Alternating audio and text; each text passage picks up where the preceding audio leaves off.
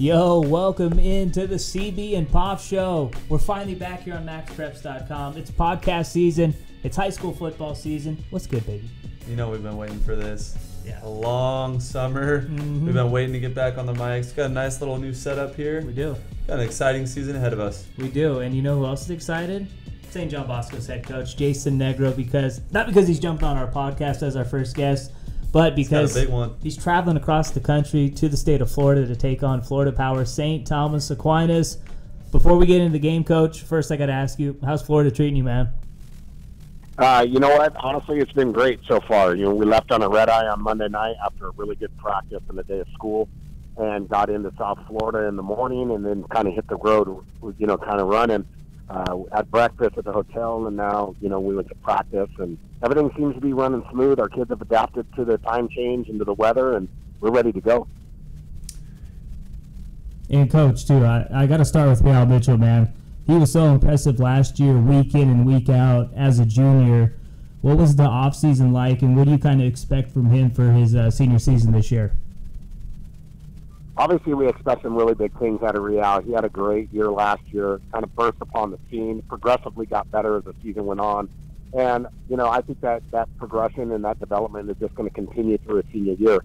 In the offseason, he really committed himself to football and becoming a better quarterback. I kind of stepped away from the track scene a little bit. He still trained, but he kind of stepped away, didn't compete as much in the track field, and he really focused on becoming a better quarterback. Focused on his techniques and throwing the football and a lot of footwork, a lot of film study, things like that. So he really put a commitment in to becoming a better quarterback because he knows at the next level, playing at Iowa State, he's going to have to continue to progress, you know, as both a runner and a thrower to play on that elite level. So I think that he really took this offseason here in California to do that. Yeah, Coach, you talked about Real's commitment to Ohio State. I just sort of wanted your opinion on how you feel about kids sort of getting that out before the season starts. I mean, you've had a lot of Division I talent come through your program, and you've probably seen everything from waiting until signing day to doing it as a sophomore and not changing. Can you sort of dish on how you feel about getting it out before the season or waiting, or maybe how that affects their play or their mental process throughout the year? Sure. You know, first of all, as a staff, we try to do the best job we possibly can to help educate and make these kids come up with the best decision possible for them and their families. You know, so, you know, whether they want to commit early, hold on to that commitment, or they want to commit early and then they end up decommitting and going somewhere else. You know, we try to stay consistent with what we're teaching them. You know, it's big for us, for kids, when they get in, you know, going into their senior year, get the commitment out of the way, get to, you know, the college stuff and all that kind of thing, you know, out of the way so they can primarily focus on the season and they can primarily focus on what we have to try to do to accomplish some team goals. So for me, I would much rather them, you know, make a commitment, stick to the commitment, and get it done in a time period that allows us to still have a lot of success as a team. And speaking of another commit, Jaden would be, you know, arguably the best defensive player in all of high school football. Just kind of talk about him and the leadership he has with that secondary, because I'm one that's saying you guys probably have the best secondary in high school football, just kind of about all those special defensive backs. Sure. You know, I mean, he's obviously one of our leaders, and we do have a really talented group. And I think on Friday night we're going to see another really talented group with the four guys that they have at St. Thomas, you know, with those guys. So it's going to be a really interesting, you know, opportunity for us. But Jaden is a leader for us. He's a very vocal guy. He leads by example. He's one of the guys that watches the most amount of films. He spends the most amount of time in the weight room, you know, before practices or after practices to get his workouts in.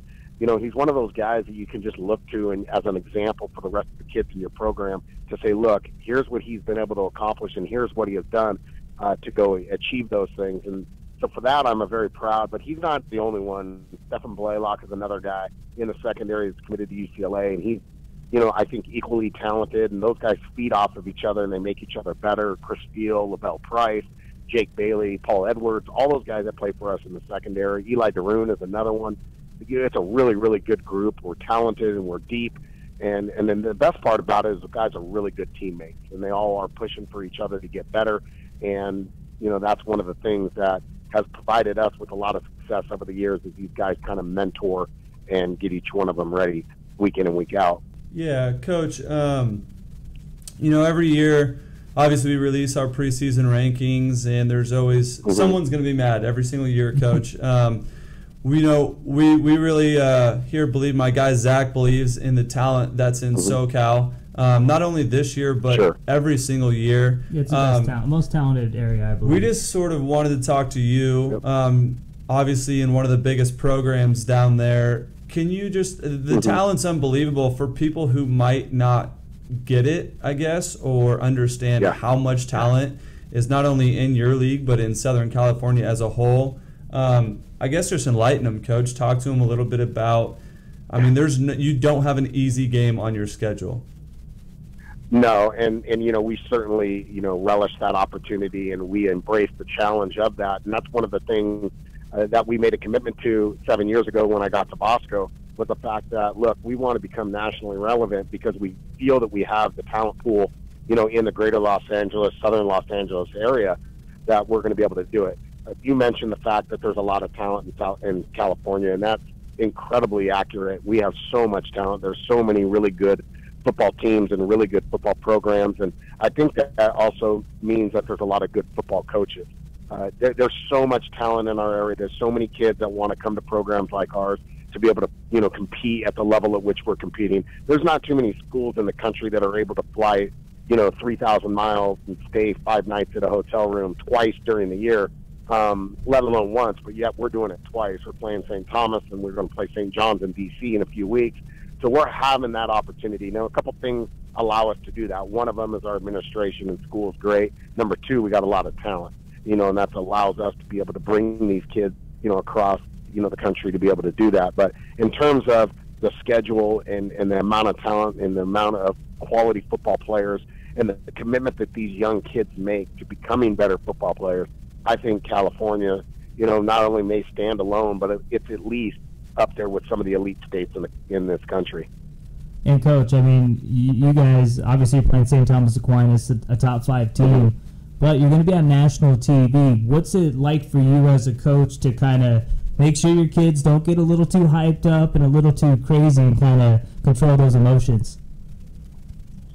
Well, one of the things is experience. We've had the opportunity over the last 7 years to be on ESPN 3 or 4, maybe 5 times. We're on Fox Sports quite a bit as well. So the experience and the amount of times that you're doing it, it just becomes kind of secondhand, and you're used to it, and your kids kind of embrace it, and they see it, and they're able to just kind of operate business as usual.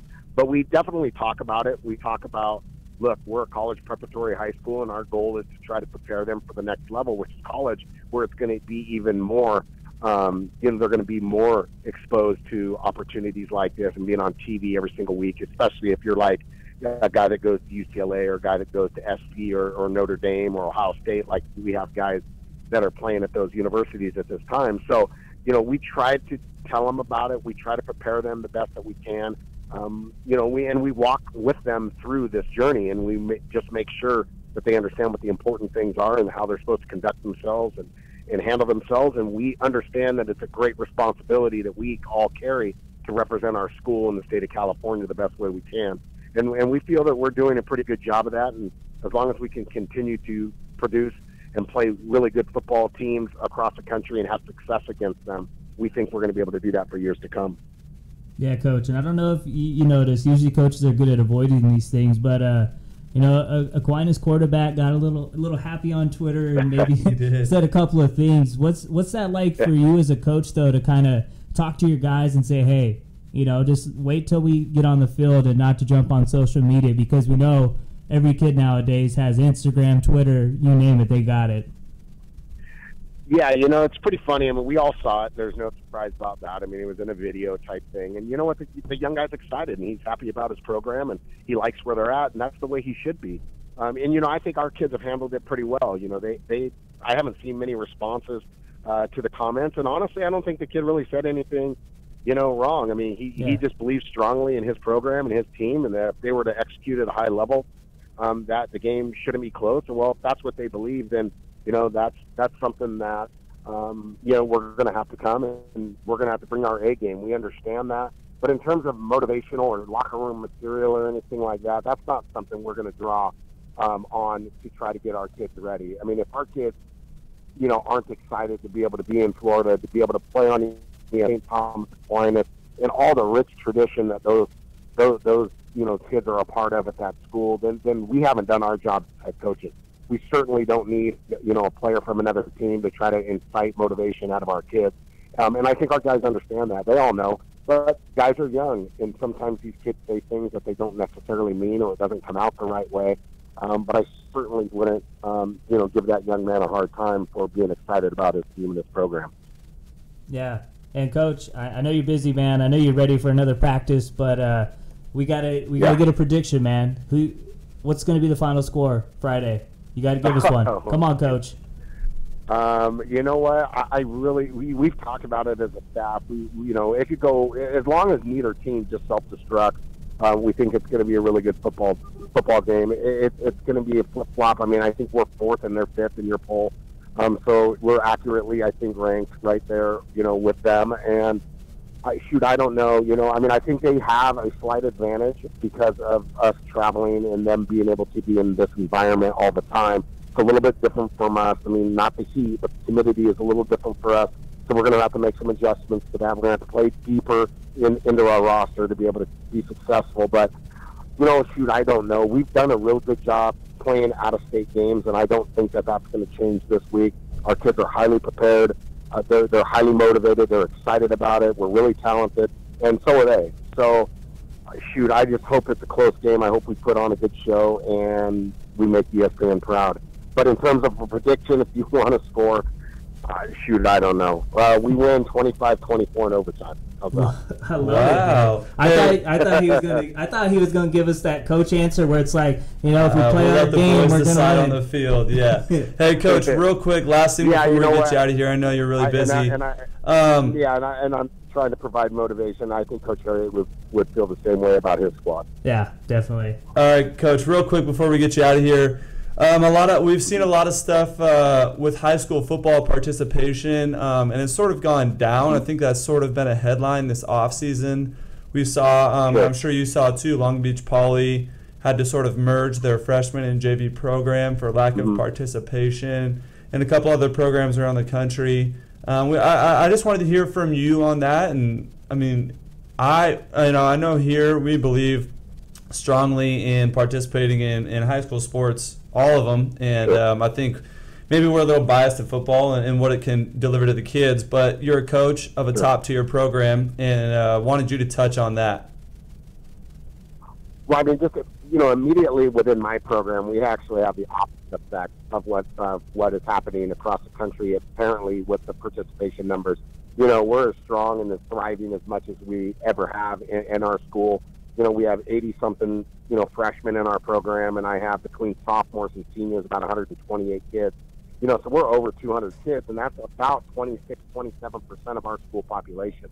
We have a school population of about 840, and we're all male, and I have 200 and something kids in my program. So we're thriving on that end. And I think that in terms of the country and the trend and what's going on with football, I think it's cyclical. I think that everybody right now is attacking the sport of football. I think they're attacking, kids playing at a younger age and things like that. And that's unfortunate because I think this sport is a great sport. I think it reveals a lot about an individual's character, and it has an opportunity for us to build young men in this country.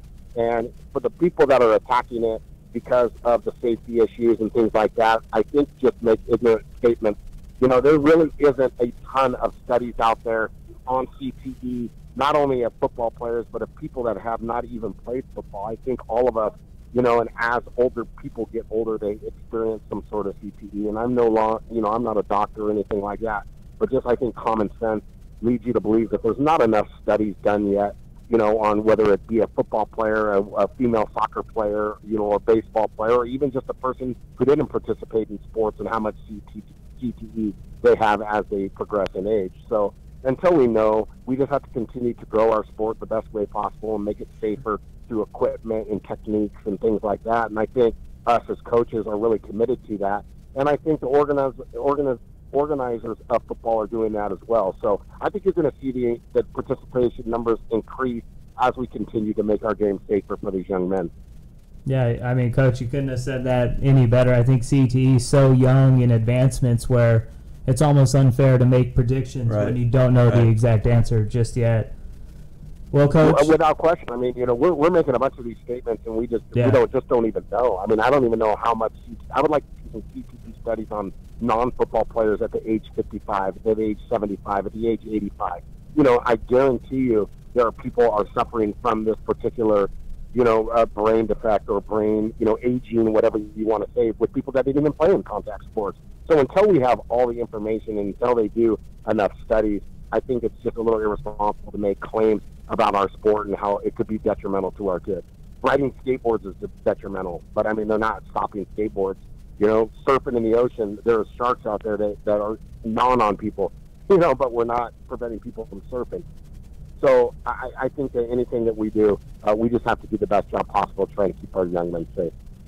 Yeah, I mean, that's really what it comes down to, is just keeping the kids safe. And, football is the one sport I think that helps you kind of build that team unity, and it helps you build character and stuff. So those are stuff that are, maybe the most important there are out there for young adults that are really starting to learn. All right, Coach, I know we went a little long for you, man, but thanks so much for jumping on the CB and Poff show, and, of course, best of luck this weekend down in South Florida. Yeah, Coach, always one of my personal favorites, and really appreciate you taking time out of your schedule over there in Florida.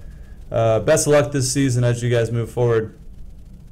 Thank you guys very much. It was an honor and pleasure, and I really appreciate what you guys do to help us continue to keep this game relevant in our communities, and all the support you give for these young guys. It's really great, and I'll be on your program anytime you guys need me. Love it, Coach. Thanks a ton, man. Appreciate that for sure, coming from you. Such a well-respected head coach, and not just high school football, but in the game of football. Thank you, guys. I appreciate it. So that was St. John Bosco's head coach, Jason Negro, and, he couldn't answer that question any better that you brought up about, it started with Long Beach Poly dropping the JV team pretty much, or merging the teams, and, I agree that, obviously our conclusion's drawn, but we should wait and see, because there's other things that cause that too. Yeah, and I think it's good for me and you to have a little back and forth on it as well. Yeah. But hearing from a coach, I mean, he's around, like he said, he's got kids coming, new kids in his program every single year. And what do you tell the parents as they're releasing their kid to you? I mean, safety, man. Like he said, you teach safety from the start. You teach tackling, how to do it right, and all that stuff.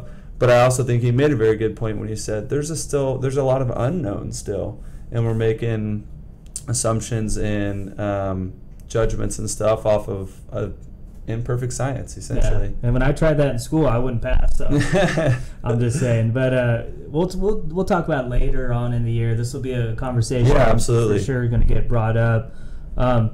Great interview. Let's jump right in. We got a monster slate of games. Full slate. This might be the best weekend of high school football we see all year. I'm more of a playoff guy, but regular season, we get these out-of-state national games, so it's nice. Let's dive right in. And I think this year we're going to keep a tally. We are. So we're doing that. Last year I think I won, but we didn't keep track, so, I think I won too, so we'll never know. Let's jump into it, baby. Game of the week, Bosco, Aquinas in Florida. St. John Bosco traveled to Ohio last year, beat St. X 34-0. Blanked them. I'll start. I got Bosco. I just look at the quarterback position, and I see a big advantage for the Braves. Defense kind of a wash, I think. Both Yeah. And Bosco, you mentioned it when we were talking to Coach, one of the most talented secondaries in all football. Yeah. Who's right there with them, though? That Aquinas secondary. And yeah. Three. So, obviously, tons of defensive talent, tons of offensive talent, too. You know how big of a Bosco fan I am personally. I knew we were going to. You know how big of a fan I am of Real. Yeah. So I'm going to roll with Bosco too. What's your score? I don't know what. Gave us 25-24, insane game of the week, game of the year type of stuff. So Negro gave us 24-14. I thought he said like 25-24. Maybe I can't hear, but maybe me either. I'm going to go 27-17. Okay. Bosco. Yeah. I'm going to go 20-13. Wow, defensive game. Okay. Okay. We'll see if Kurt Castille's ready. Yeah. I agree with Negro on that too. The kid's happy. He's having his first start. Yeah. He believes in his guys. I got no problem with it either. Absolutely. Next game, Bishop Gorman at home in Sin City, Las Vegas. This is a new era. This is a new era. The DTR era. They're playing a very, very talented DeMatha Catholic team, a team that's won 17 games in a row. Yep. 4 consecutive WCAC titles. Yeah, I mean, Gorman, that's though, not a... How many games do you think Gorman's won in a row? Let's do a little trivia. Well, Tate never lost. That's correct. So that's he 3 was years. 42-0 or something like that. Before that, I know they were still really good. Shoot. Oh. Let's see if he gets it, folks. I'm saying up in the 50s. 54. I was close. Currently the second longest active winning streak in all of high school football. Okay. Kimberly, Wisconsin's #1. So is it coming to an end? No. Okay. Not this week, but maybe next week when they play Mater Day. We'll see. We'll get there. Hey, I tell you what, man. DTR, a lot of pressure. You got to take over for Tate Martell. Tate Martell was #2 in our top 10 quarterbacks over the last decade. Yeah, so he never lost as a starter. Never lost. The thing with Tate, he was so good in big games. Yep. We're going to find out if and DTR that's the is. I think that's a really good point you make there is Tate prime time. It was there was nobody better. Yeah. So I mean, DTR starts off the season with a really good DeMatha team. I mean, 4 straight WCAC titles that's no joke. Yeah. And so we'll DMV see, man. area, it's underrated for football. For sure. We'll see. And DeMatha is the best team from that area. DTR gets the bright lights to start the season. I'm gonna roll with Gorman too. Yeah. We don't gotta go score on this. Okay. We'll be good on that one. IMG at Chandler. I have Gorman too, obviously. I like the upset here, man. People probably think I'm West Coast biased. Yeah. But there's too many East Coast biased people already, so I can't join that club. True. I'm going Chandler upset right here. I love Jacob Conover. I think he's a big-time quarterback. I was telling you earlier when we were chilling in the Peach Pit, Drake Anderson, name to remember. Yep. He had to miss all of last year with an injury. He's back this year. One of the shiftiest running backs in the country. His dad was a stud at Northwestern, Damian Anderson. Played a few years with the Arizona Cardinals. I love what Drake Anderson does. You got Romney on the outside. You got Jarrett Caldwell on the outside. This could be a fun matchup. You just run down the whole roster?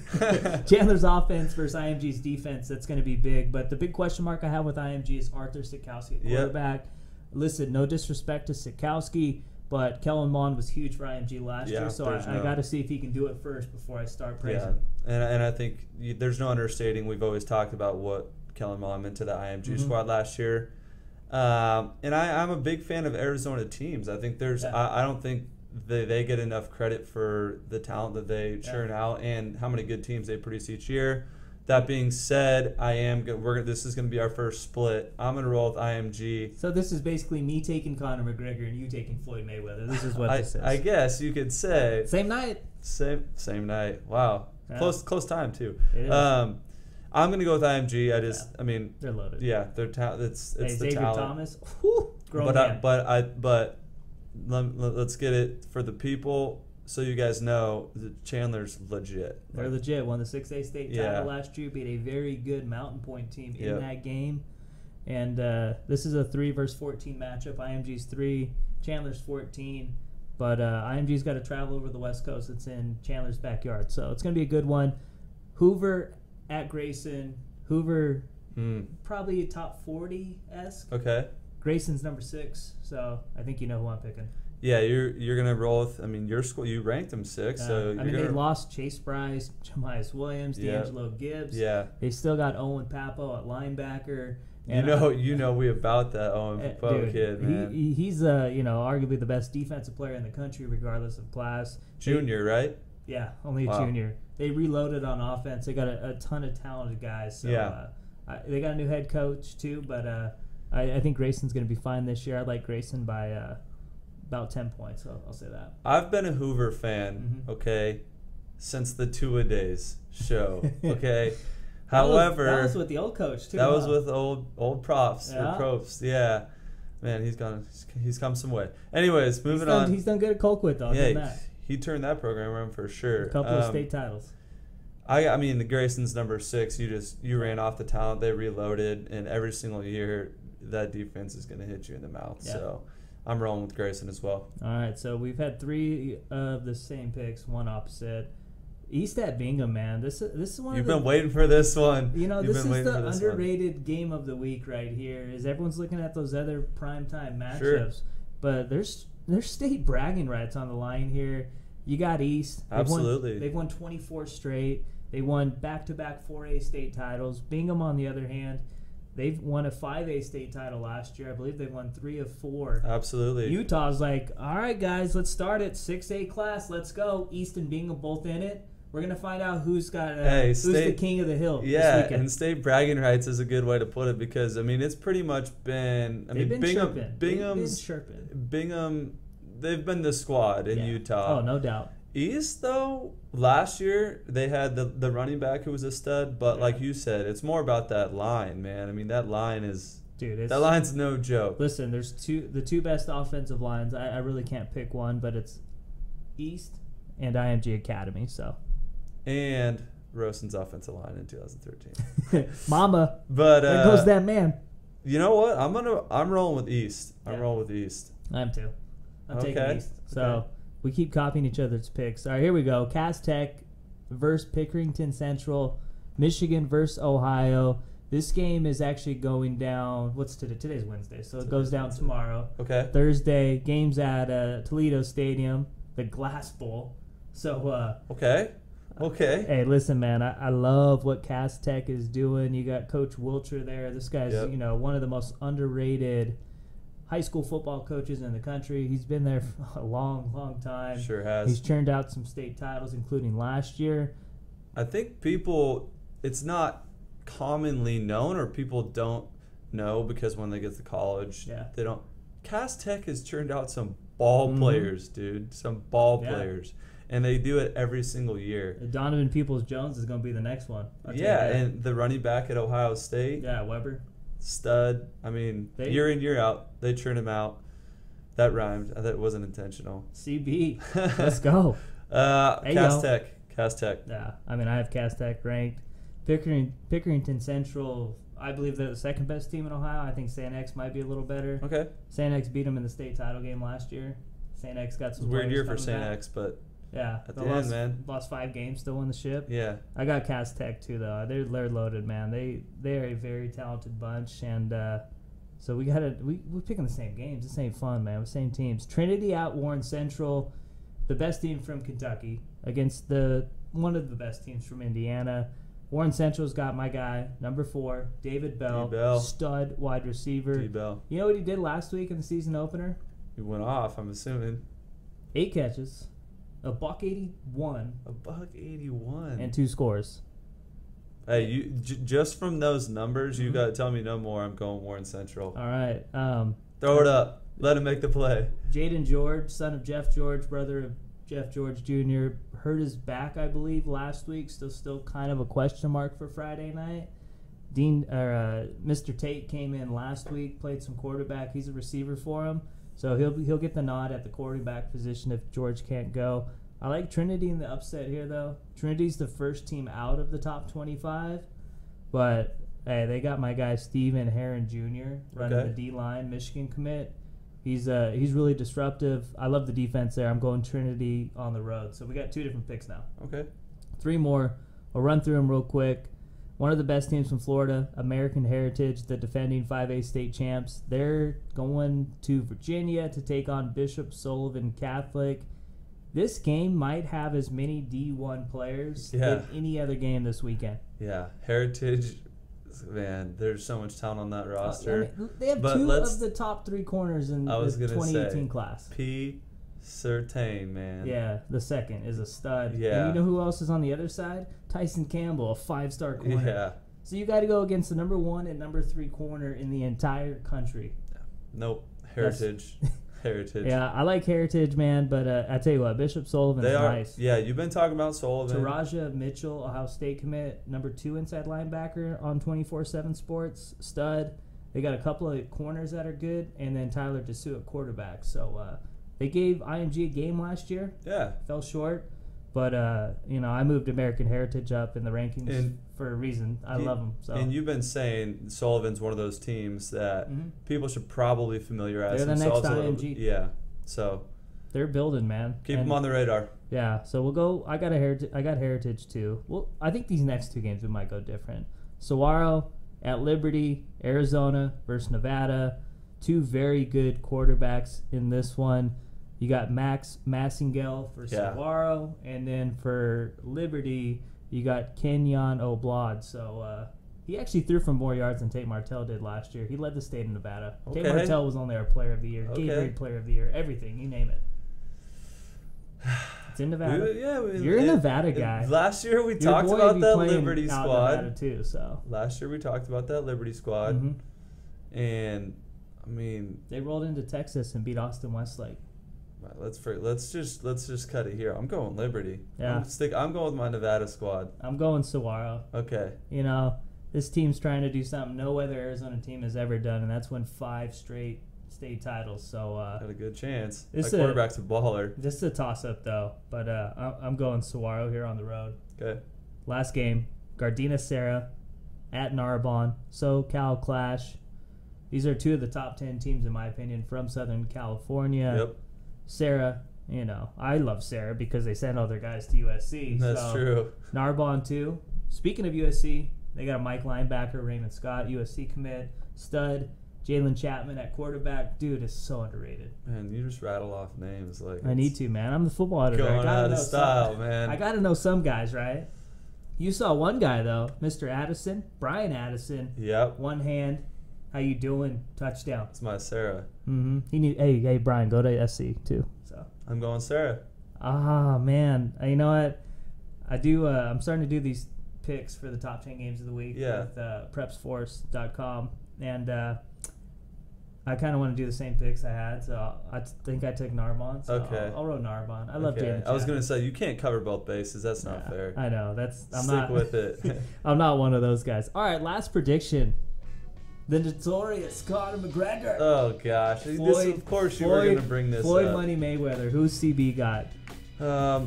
I'm rooting for Conor. Yeah. I really would love to. I think like 99% of Americans are saying what you're saying. Yeah, I would really love to see Conor win. Yeah. It's not gonna happen. I don't follow fighting as close as you do. I'm more a UFC MMA guy. Yeah. John Jones, get it together.